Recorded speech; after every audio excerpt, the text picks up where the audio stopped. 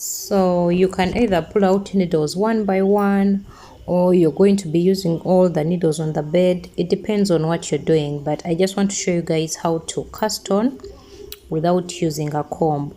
So it doesn't matter how many needles you've pulled out or how you've pulled them out, whether it's 1 by 1 needles, 2 by 1, 3 by 1 like I'm doing here, or whether you're using all the needles on your bed, you can still do this. I'm making a knot to begin. Attach it to the first needle, and then we cast on with the Irap method on those 3 needles that we've pulled out.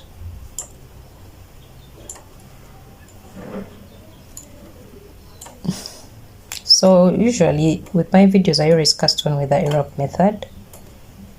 So it's just the same thing, only that I usually show you guys when I'm making a rib of 1 by 1. And this is the reason for our work, so we are casting one with the needles already selected. So that's what I'm going to do all the way to the end of the selected needles. So as you cast on, make sure that you're not making it so tight, otherwise it will be hard for the machine to knit. So not so loose, but then again not so tight. Not tight at all actually. So I'm done casting on, and then I'll place it inside the carriage. Why am I struggling with this? And close it. So I'm using tension 8.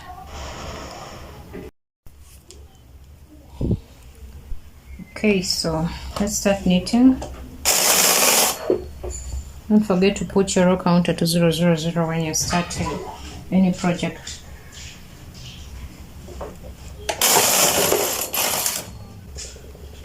So at this point you can attach your comb. If you don't have a comb, I have someone who contacted me telling me she doesn't have a comb.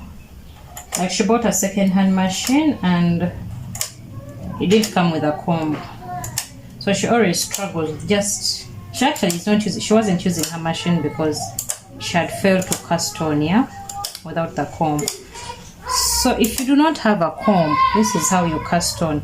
You knit 1 row and then you pull out all those needles that you're working with. Keep in mind I'm leaving the 1 needle that was in working position there.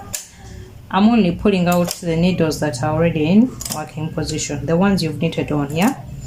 So you pull them out. When you don't pull them out and knit the second row, the machine usually doesn't knit well. So that's how you fail to cast on, okay? So if you don't have a comb, I also have a comb, but mine is very old, so I don't use it. It's so disturbing. So I knit the second row. Perfect. It wouldn't knit if I had it pulled them out. Then I pull them out again. I do it for the first 3 rows, and then that's enough work for the machine to now keep knitting. So even for the 3rd row, after the 2nd row, pull them out again.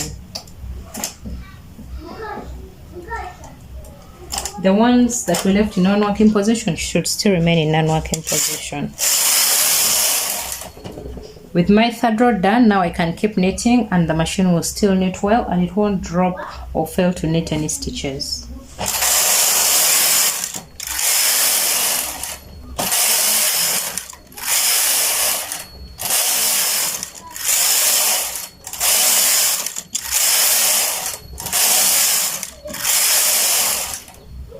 So you guys can see my machine is really knitting.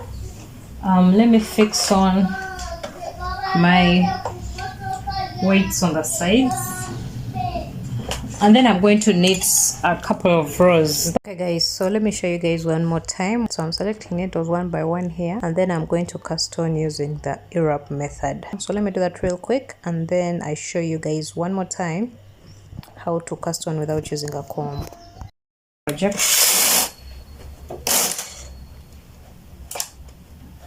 Then we start.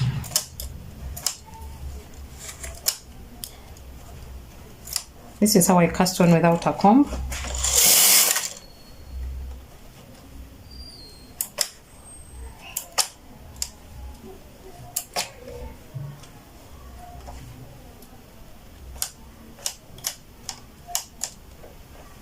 So when you don't have a comb, maybe your comb was spoiled or you bought a machine that didn't come with a comb, you simply pull out the needles after the first rows. So I knitted one, and then you pull out your needles to the front, the ones you're using to work, okay? Then you knit your second row and you do the same thing. Pull out the needles again. When you don't pull them out, the machine fails to knit when you're starting, okay? So pulling them out makes it easy for the machine to knit. For now I'm going to pull out all my needles because you're going to be working with all the needles. Otherwise, if I was working with a one by one kind of thing, I would be pulling out only these and leaving the ones behind.